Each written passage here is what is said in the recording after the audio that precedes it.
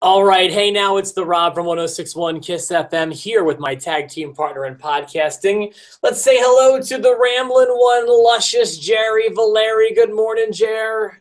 Good morning, Rob. I have some weird news. Yesterday I was in a parade, and as I was driving, people were yelling, Jerry Valeri, Jerry, we listen every day. And I looked over. That's exciting. It's curious to me. I don't think they're allowed to. And I yelled as much. I said, I don't think you're allowed to listen every day. Do you know the rules on Amish people? Doylestown has Amish people, right? So you grew up around Amish people. I definitely didn't grow up around Amish people. I wouldn't say there's many in Doylestown, but I mean, I associate them more with like Lancaster County in Pennsylvania. My understanding you grew is up closer to Lancaster than I did. my understanding is no technology, so I'm wondering how they're listening to you. Right, but I know business owners that are Amish and they have phones and stuff. Like, it's buttons. They're not allowed to have buttons, right? Or is that zippers? It's buttons. No zippers. Zippers would sound right to me, but I really have no idea. I'm not trying to come off like an authority, but they're not supposed to use electricity. I would not trust that Amish business owner. No zippers. I think you're not allowed to take their picture. Them and vampires. Don't you have to have sex through a sheet? I thought that was Mormon. I think that's Mormon. Mormon? Why would they? I don't know. Well, this is all. We're off to. They have magical underwear. I don't know. I'm just trying. Hey, you know what? I had a weird way I want to get things started too. By the way, I'm in a weird room today because so I can't use the normal studio because it's Friday and someone's in there because it's late. And then I would have a backup studio I would go to where I would usually the one with the green screen, you know? Yeah. Since our building's about to move, that whole room is just like it's been demolished. I can't even be in there. So now I'm in this weird production studio and I have no idea why. It is so hot in here. So hot. You're sweating bullets. Yeah. Well, at least I will be here soon. So that's going to be something I'm contending with. And then I wanted to get started before the predictions, if I could, with an idea that I want your feedback on, and the post show, like the whoever watches the show regularly, I want your feedback on this too, because I have an idea, and I wanted to know what you guys thought about it. So I got this idea when I was putting together 2 episodes ago, the one that ended early, and we just posted the audio up, you know? Right. My question to the post universe is, how important is the video to your viewing experience? Because I'm wondering, we can do a podcast over the phone and have it sound like it usually does. That won't be a problem at all while the computer's getting fixed. I know ideally the way we used to do it was awesome, but they're still giving me a hard time with this computer, and I know they're trying to get it worked on. I don't know what the deal is, but while I can't do video and perfect audio, my question is, do you guys want it like this, where we Skype and the audio sounds or would you rather just have audio where it sounds awesome? And when I was my listening, opinion now, or do you want my opinion later? You can give it to me now if you want to, but I think my opinion is, if we can't have it the perfect way, I bet you people would rather have the audio, myself included. I think that you'll see a dramatic decrease in YouTube views if you just have audio posted. That's my opinion.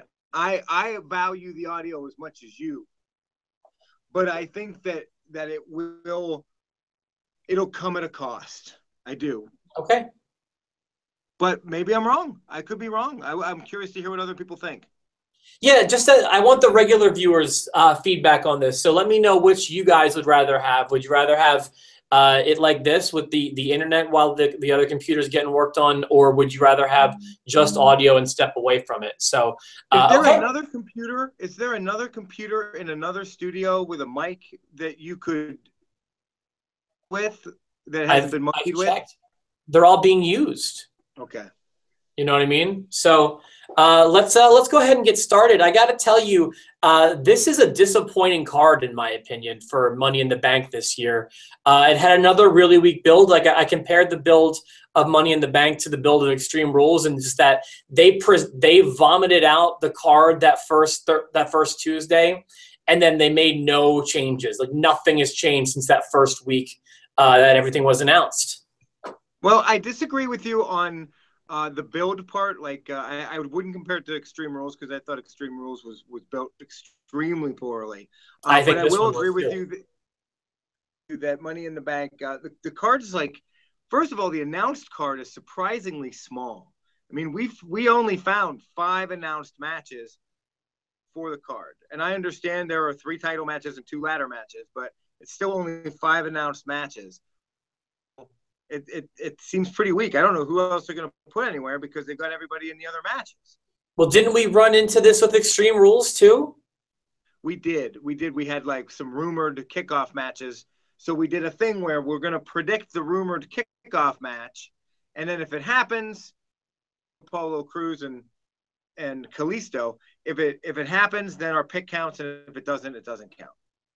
Yeah, it's just frustrating to me that this is why we can't be like, remember back in the day, man, when it was like you can pick any era, whether you want to talk about the 80s or the 90s. There was no pay-per-view in the 90s or in the early 2000s going into it where I couldn't list off every match on there. And sometimes it would be like 10. WrestleMania, right. Some WrestleManias had 14. You know, like it's disappointing that I could only think of 3 matches going into I had to Google what the matches were, and I was surprised. First of all, yeah, only 5 announced matches, of which I could have only named 3, although looking back, I should have been able to have named a 4th. But yeah, I feel like this is another big negative to having so many crappy pay-per-views. Yeah, because what happens is, especially when you've got 2 loaded ladder matches where you're taking 6 people and 5 people from a division, that's where you really need your depth of a mid card. And I've been watching a lot of the WWE Network with my son. I've been watching a lot of classic pay-per-views. Last night we watched, I think it was the 1989 Royal Rumble. We watched the Survivor Series from the early 90s. We're watching all these things. And the mid card, every match has a story. Every match matters. Even if like Rugged Ronnie Garvin and Greg the Hammer Valentine mattered, even though they're not huge names, they were on in the middle of the card. It was still a match that mattered. The Hammer Jammer and the Heartbreaker, right? Wasn't that what they were feuding with? Yeah, absolutely. So yeah, absolutely. And it's just gone away, and I just miss it. I don't need this many pay-per-views. If we're on a week that every week we're either predicting or recapping. And it's just so often. It's just driving me nuts. I also think it's weird that the undercard consists of 2 championship matches. Like everything is just getting devalued at this point. Yeah, and like you also said, you've got 5 announced matches. Let's just say we'll assume there's 6 with the kickoff show. 6 seems safe to me. I don't know where you could slide another match in here because literally the entire roster is being used. Absolutely. Unless like we were brainstorming and throwing names against the wall, maybe Aiden English shows up and wrestles again. I don't know. The kickoff rumor we have, the match we have is Breezango versus the Colognes. That seems to make sense. Breezango off this card.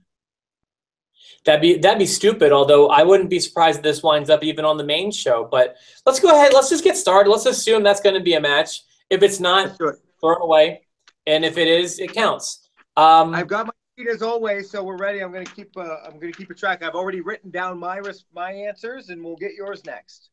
Okay, I'm going to go ahead and lock in, assuming this match happens on Breezango. I just feel like it's not a safe bet because I feel like the Colognes could use a victory, and it probably wouldn't hurt Breezango that bad. But I feel like Breezango might be in line at some point for something special. Not immediately, but somewhere down the line. I can see them getting the titles before the Colognes.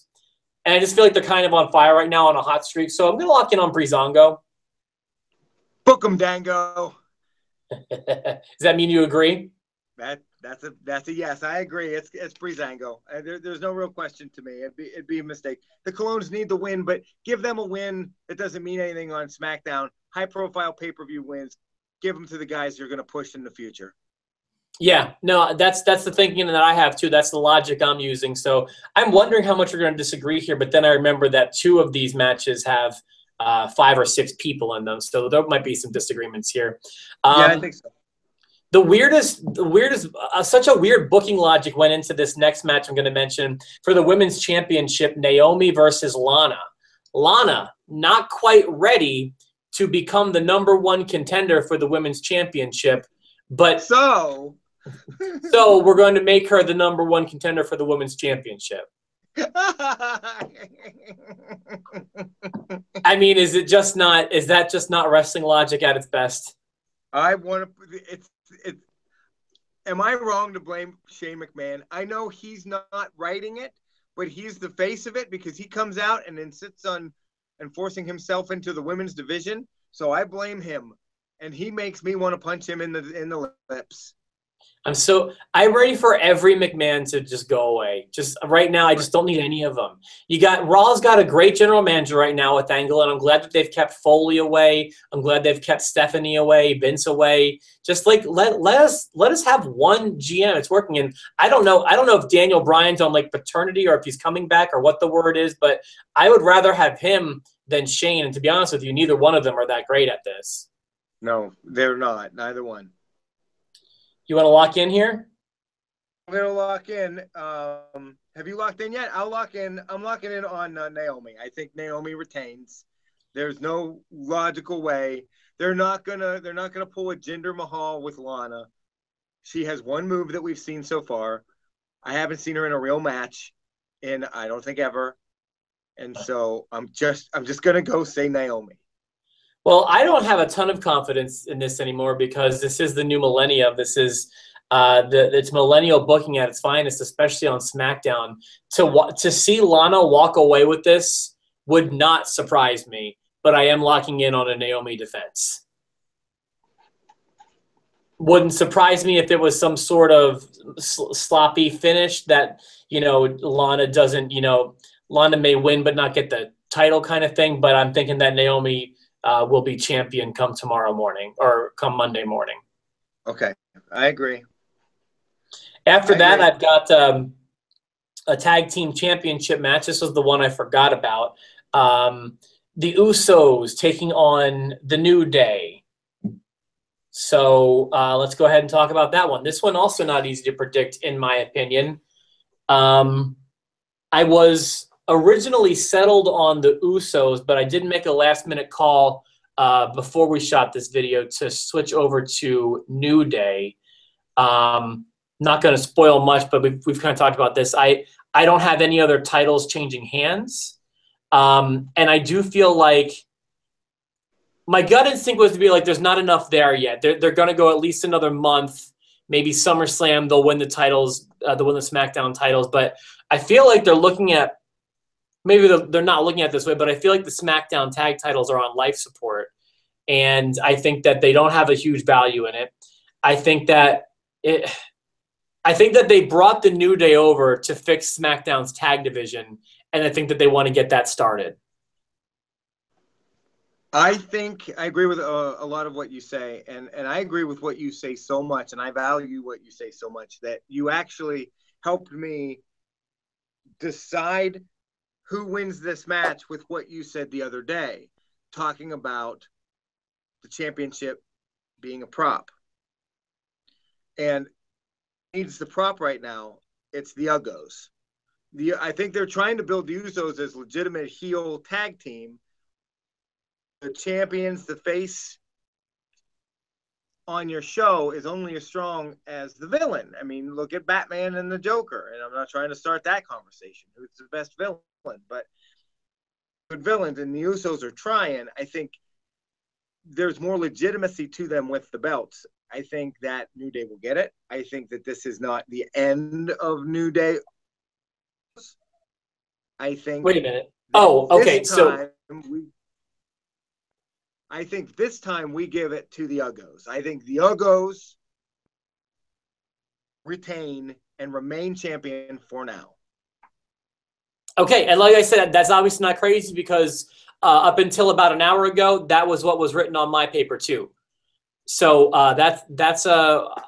that might be our one disagreement. That could be an important one.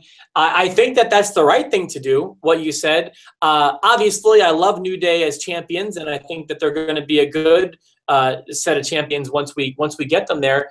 I just would like to have a little bit of a feud. You know what I mean? Yeah, and I hope that this catapults the feud. I expect this to be a sloppy freaking mess. I don't expect this. I wouldn't be surprised if Breezango came out or the Colognes got involved. Like, I don't expect this to be clean. I just expect the Uggos. Breezango's got me calling them the Uggos forever. I just expect them to be champion at the end of this pay-per-view. Okay. All right, and I'm locking in on New Day. All right, Jared, okay. We got 3 more matches. The order I have them in, I'm going to go with this order, even though I don't think it's going to go quite like this. But let's just, because the other ones have 5 different or 6 different places we can go, let's go ahead and jump to the WWE Championship match. Jinder Mahal taking on Randy Orton. And I always think this one comes on last because there's the threat of someone doing what Ambrose did last year and coming out with the bank, with the briefcase. Well, it should also go on last because it's the championship match, and any other match that could go on last would just be for the #1 contendership for that title. So it would not bother me if this match goes on last, personally. Yeah. It's the title. It should. I think we're going to go ahead? You've already sort of locked in. You've kind of told us what your thought. I can't wait to hear what you're thinking. Then, why don't I'll go ahead since you haven't locked in on this one. I did lock in on Jinder. I think that I just think that this title run's going to exist until SummerSlam, and I think that Cena's going to be the one to bring him down at SummerSlam. Don't see much more of a reason to just keep yapping about it when I mean, we said this about Jinder. You know, it's so funny because the matches that seem obvious, at least to me, and at least you, like when Jinder won, you and I were both confident everyone was going to agree that Jinder was going to lose. Right. And we were wrong. Nobody really agreed with us there. Everyone was kind of like, "Oh, I think Jinder could win," and I was like, "Really?" Yeah. And then he did win, and I think that's almost part of the reason why they did do it that way. But I'm going to go ahead and say the same kind of thing about this match. I think that if you think Orton's getting the title back a month after he lost it to Jinder, with everything shaping up for the 4th of July with John Cena, I think you're nuts. But I thought you were nuts for saying Jinder was going to win, and I was nuts. So. That's my thought on that. It's Randy Orton's hometown, and that means garbage. The Jinder, the Maharaja, will reign supreme.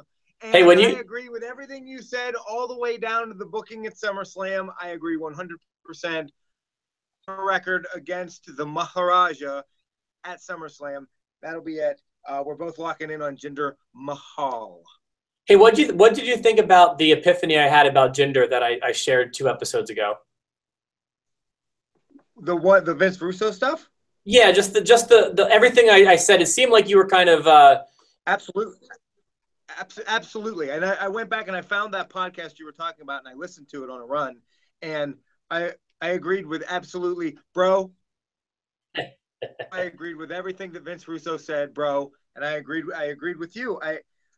I liked it from the beginning. I didn't like how they set it up, but he's got a look. He's got the passion, like Russo says. And until they find someone that can match it, and it's not Orton, we saw that title reign he just had since WrestleMania. Keep it on Jinder Mahal. But I also agree with Russo that you make this guy bulletproof until it's time to give it to someone else. I mean, yes and no. It's just like you can make him bulletproof now, I guess, and people's memories can be so short-sighted that you can believe that he's bulletproof, but you put a lot of bullet holes in this guy, and that's one of my big problems with it. So you found the podcast before Backlash, correct? Yes. Okay. No, I found the one after Backlash. That he talked about Jinder Mahal for a good 40 minutes. Okay, that's the one I'm currently listening to. So I think the one that I was referencing was the one before that. But either way, it doesn't really matter. I do like that podcast, even though all my friends say they hate it. I think that he's got a pretty good presence. I like he uses words wrong, and I just like some people get real turned off by that, but not me. I like people talking like bros, you know, and I do like his podcast. And I have gone on record as saying when it's Russo versus the world, everyone seems to hate Russo. Even like Eric Bischoff seems to hate his booking style. Jim Cornette seems to hate his booking style. Even McMahon, I think, has said some strange things about Russo's booking style. I stay with my feet firmly planted in Vince Russo is a positive thing to have. And if you don't understand why, just rewatch any Raw that he was the head writer on. It's awesome. He knows what he's doing when he's talking about protecting guys and what they need and how to book it. I mean, he just have a job right now with the WWE. They're missing an opportunity. Yeah, and I just want to say I know he wasn't perfect, and I do subscribe to the theory, even though he hates when people say this. I do subscribe to the theory that if you keep someone over him to filter his ideas, like a Vince McMahon or whatever, I think he's the best writer in the history of wrestling. He just needs that filter. Yeah, and I wouldn't even hire him as a writer at this point. I'd hire him as a consultant at the very least. That might be the way to do it. Yeah, that's good. So we both agree on Jinder, and since you locked in 2 in a row, I'll lock in on the next one first. You pick the ladder match, and I'll tell you who. Let's go with the women's ladder match. There's one thing I want to say about this before you make your prediction. We've got 5 women. You got Charlotte, Becky, Natalya, Carmella, and Tamina Snuka. Just like I said the first week they announced the men's ladder match, 5 seems strange to me. I even though I don't know who it could possibly be, or maybe it will be a debut, Asuka, I predict there will be a 6th woman in this match. Okay, well, that would change things. If it's Asuka, I'd probably pick Asuka. I probably thought would too. Maybe like I thought it might be like Emma, but she showed up on Raw again. You never know. They had some women that were just like that are just hiding out right now. But operating under the assumption that the 5 women announced are the 5 women in the match, and they're not going to pull a Hardy Boys on us at WrestleMania, I'm going to say, and I'm only going to give this because this is the reason I picked both ladder matches the same way. The whole thing. And I thought, who is going to benefit from having the briefcase? Who will be best with the briefcase, angle-wise and believability to use it at some point?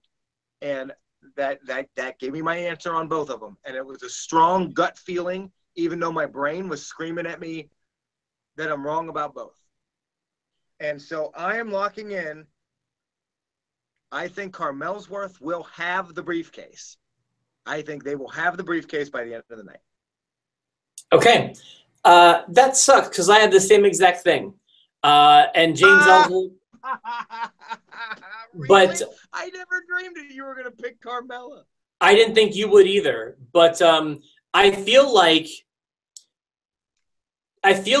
James Ellsworth is either going to cost her the victory or give her the victory. I feel like James is going to have a big part of this. And if he's not going to cost her, which seems to be his MO, when it was with AJ or Ambrose or whoever he was trying to help, he had a way of slipping on a banana peel and screwing himself over. I do think Carmella. See, here's the thing, and this is going to apply to both ladder matches. And this is another kind of thought that I had, was that Money in the Bank, in a lot of ways, is becoming the modern day King of the Ring.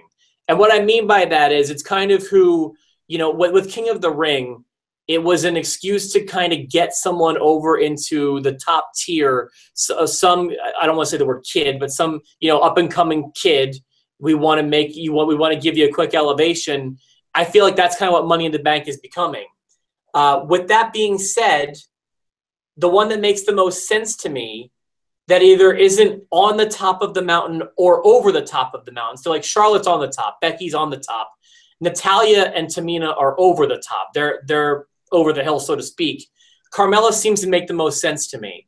And without giving away too much, that booking is going to apply to both the ladder matches. Another thought that I had too is with Cena returning at the 4th of July. I don't know what could stop Nikki Bella maybe from being a sixth woman in the match. Is the only other possible name I could think of, just spitballing things, that it could possibly be. Nikki Bella would be a great addition. I don't want that. I just think it's possible.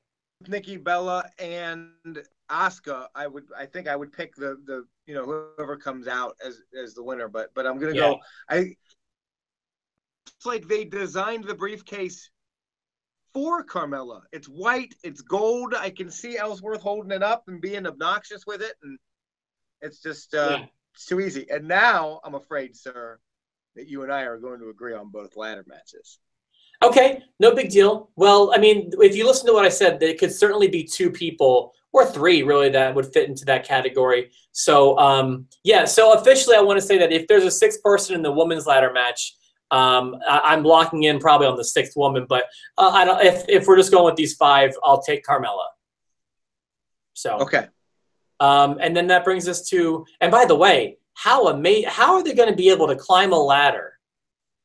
They are women. How are they going to be able to get those boobs all the way up the top of that ladder? Boobs don't go on ladders. It doesn't make any sense. First women's ladder match. Well, congratulations. What if they're on their... But Rob, periods.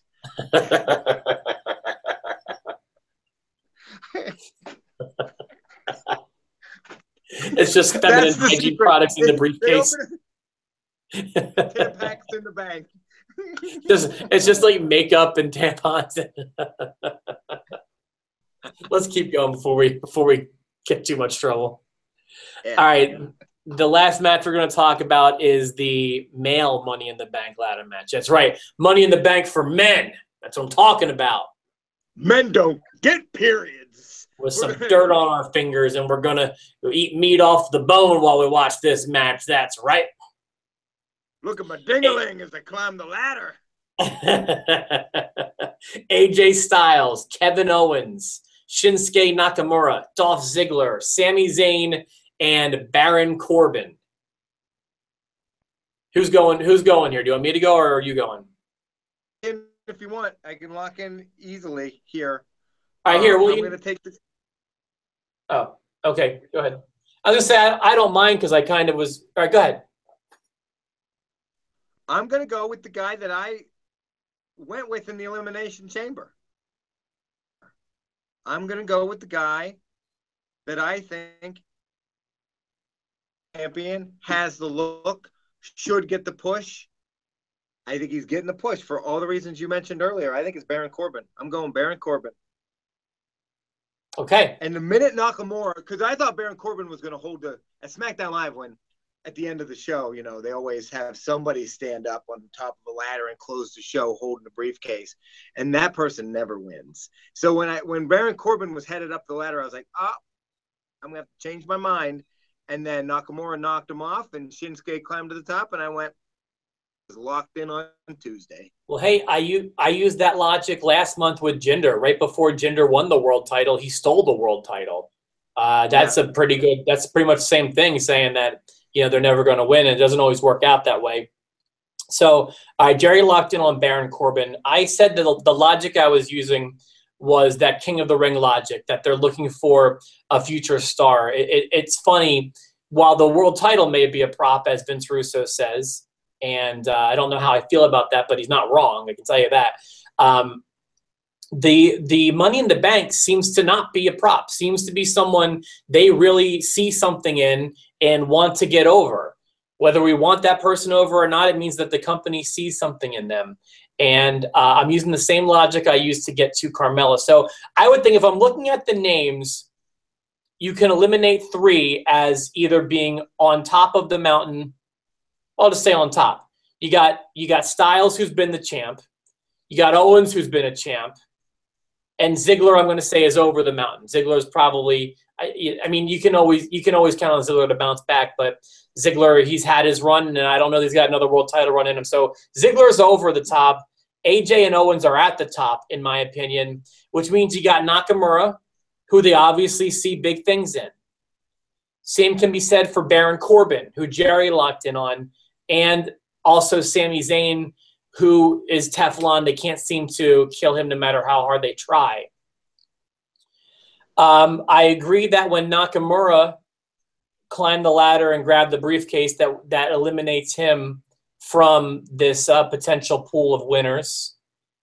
And just the way things went down, if you watch the first segment that they talked about the men's ladder match, I believe it was the Tuesday after SmackDown's last pay-per-view Backlash, I just really got strong hints that Jerry is right. Baron Corbin is winning on Sunday, and that's who I'm locking in on, which is really disappointing because in both of the 5- and 6-person matches, we're picking the same people, but that's just genuinely the way I feel. I feel like Corbin's going to win this match on Sunday. Yeah, and let's say right now that I think that the disappointing part of all of it is the fact that we picked the same in the ladder matches. But I would not be disappointed if Baron Corbin wins the Money in the Bank. I think that he's not just who will win, and I'd choose to win as well. And the same with Carmella. Like, I actually think that the WWE is going to book this the way that I would book this. Yeah. Well, let's see. I mean, we're going to see what happens. So it means that the tag team championship match has become that much more interesting for us and the post show. I also want to let people know these are my favorite episodes to get comments on. I love. Oh, Jared's showing here. You got to say so. I can't switch over to you. You got to say something. Oh, okay. So I'll talk here. I don't know what all you can see. This is the list, and the one that we disagree with is Usos, Uggos, and New Day. Yeah, so, and I made a last-minute change on that one, so I'm kind of glad I did. Otherwise, we agreed down the board. Love the feedback. So let us know, do you want audio or video? How do you want us to keep doing the podcast while the computer's on the operating table? Let us know that, and I really love when you guys tell us who you think is going to win everything, and I love your predictions as much as you like ours. So please leave us comments and feedback in the comments section, or however, if you watch on YouTube and you don't participate on Facebook, leave us a YouTube comment. If you watch it on our website, leave us a comment on our website. Or if you watch it on the station's Facebook page, that's fine too. I'll see them all. I love seeing that stuff. Let us know who you think is going to win this one. Yeah, the more the merrier on the post show. I love that. So, hey, thanks a lot for giving me 4 episodes this week. I really appreciate it. This is also exciting because we'll recap things on Monday, and that's the day that Raw comes to Evansville. Did you see the tease? No, what was the tease? What was the tease? WWE's Facebook page made a very blatant tease, really indicating but not confirming that Steve Austin will be on Raw. And I'm not the kind of guy who jumps on rumors, but they really made it seem like we're going to have Stone Cold in Evansville. How'd they tease it? What'd they say? They tweeted a picture of Stone Cold's four-wheeler. They used a weird hashtag. They used the hashtag DTA, and then they used the hashtag this Monday.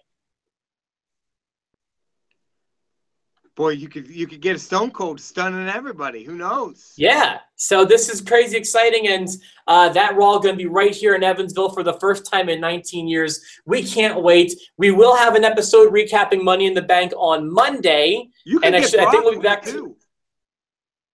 I don't think we have Brock. Do we? We do? I mean, he could show up. They don't announce every time he shows up, do they? I don't think we'll get Brock, but we're going to get Roman Reigns' crappy announcement for SummerSlam. You're getting a lot of stuff. You're getting all kinds of stuff. That's gonna be a great Raw, dude. You're gonna be fired up. We should be back to our normal schedule tomorrow, or next week, I should say, which will be Monday, Tuesday, and then Wednesday or Thursday. We'll give you another one depending on when we watch SmackDown. So for myself, the Rob, and my tag team partner, Big Daddy V, thank you so much for watching. And we want those comments. We'll see you on Monday. Bye.